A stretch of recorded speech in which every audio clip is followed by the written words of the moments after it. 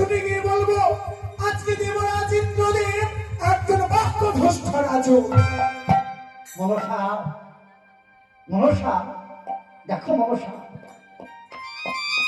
যে উষা অনুরুদ্ধ আমার এই দেবলোকে প্রতিদিন নিত্য গান দর্শন করিয়ে ৩৩ কোটি দেবতার মনকে জয় করে, সেই দুটি প্রাণ আমি কেমন করে তোমার হাতে তুলে দেব? আপনি তাদের কি কোনো অপরাধ আমি পেয়েছি? কোন অপরাধের ফলে আমি আমি তোমাকে দান করবো বলো? যদি আমি অপরাধ দেখিয়ে দিই? অপরাধ? হ্যাঁ দেবরাজ, মনসা, হ্যাঁ অপরাধী নিত্যদিনের ন্যায় আজকে ওই দেব সভা মাঝারে নৃত্য গীতের আয়োজন করিবেন, আর আমি ওই উষার নৃত্যের তাল ভঙ্গ করে আপনার কাছ থেকে অভিশপ্ত করে নিয়ে যাবো তাদের মন্ত্র ধামে। বাহ, তবে তাই হবে মনসা। তুমি যদি কোনো অপরাধ দেখিয়ে দিতে পারো, আমি তোমাকে কথা দিয়েছি যে প্রাণ রয়েছে আমার হাতে, সেই প্রাণ আমি তুলে দেবো তোমার হাতে। আপনি চিন্তা করবেন না দেবরাজ, এই স্বর্গরাম হইতে দুটি প্রাণ মর্তের মুখে যদি আমি নিয়ে যেতে পারি, যদি এই জগৎ মাঝারে আমি কখনো দেবী হতে পারি, যদি এই দেব সভা মাঝারে আমি সিংহাসন অধিকার করতে পারি, আপনার স্বর্গের ধন আমি আমার লীলা প্রচার হবার পর স্বর্গে ফিরিয়ে দেব দেবরাজ। বাহ, তবে তাই হবে মনসা। তবে তুমি ক্ষণকাল অপেক্ষা করো, আমি আমি এক্ষুনি উষা অনুরুদ্ধকে এই দেবলোকে আমি হাজির করছি। চিন্তা করবেন না, আজ আমি আপনার এই দেব সভার ওই আড়ালে আড়ালে থাকবো, আজ আমাকে কেউ চিনতে পারবে না। বাহ, আজ আমি যে কোন রূপে কখন আসি কেউ জানে না দেবরাজ। বেশ বেশ, তাই হবে। তুমি এসো, তুমি এসো। বেশ দেবরাজ, তাই দেখো, আজ নারী জননী পদ্মাবতী এই দুটি প্রাণের জন্য দেবরাজ ইন্দ্রদেবকে ৩৭০ পালালে বন্দী করে দিয়েছে। ছলনা করে এই দুটি প্রাণও নিয়ে যাবেন। তাই আজ দেবরাজ কি করেছেন? নারদ মুনিকে পাঠিয়েছেন কোথায়? না উষা অনুরুদ্ধকে আনতে। তাই দেখুন আজ নারদ মুনি কেমন ভাবে যাচ্ছেন, সেই পাতাল ভূমিতে বানরাজার ঘরে থেকে উষা অনুরুদ্ধকে নিয়ে আসছে। তবে যাই হোক, যাইনি তাই, যাইনি তাই। আপনারা কেউ যাবেন আমার সঙ্গে? কেউ যাবেন পাতাল দর্শন করতে? আপনারা যদি যান আমি নিয়ে যাব। আমি কথা দিচ্ছি, আমার বাহনে চাপিয়ে আপনাদেরকে নিয়ে যাব। যাবেন কেউ? তাই তো কেউ যাবে না। আমি বুঝতে পেরেছি কেন যাবেন না।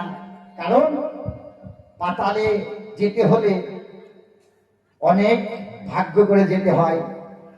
তবে কেউ, আমি নারদের সঙ্গে আগে কথা বলি। কোন ভক্ত যদি থাকে একবার আমার সঙ্গে হাত তুলবেন।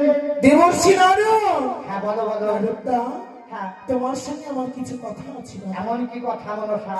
শোনো দাদা, আজকে আমি তোমার সঙ্গে পিতার সঙ্গে মাতৃমন্দিরে গিয়েছিলাম।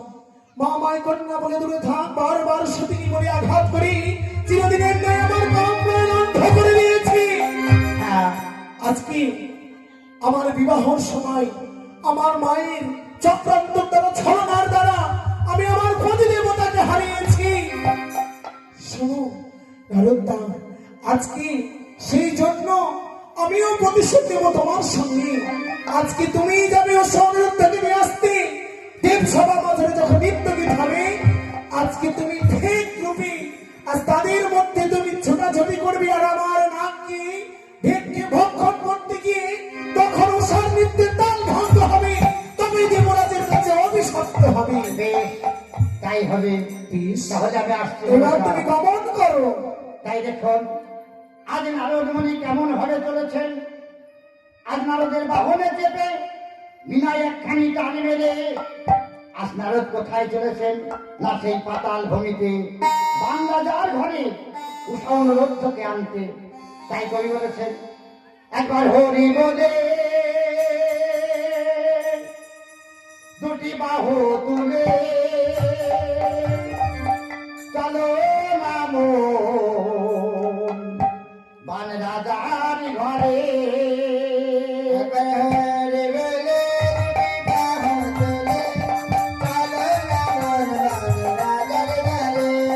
হরি বলে দুটি বাহু তুলে চলো মামন বাজে রাজার ঘরে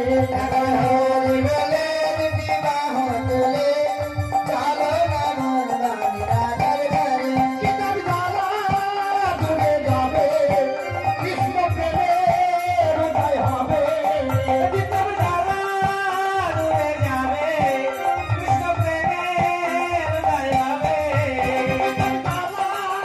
দূরে যাবে কৃষ্ণ প্রেমের উদয় হবে কিতাব জ্বালা যাবে দূরে, কৃষ্ণ প্রেমের উদয় হবে।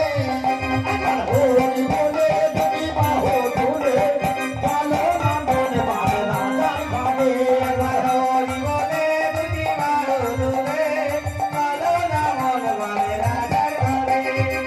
এনামে নাই কোনো ভাবনা এনামে নাই কোনো চিন্তা এভাবে নাই কোনো ভাবনা, এভাবে নাই কোনো চিন্তা।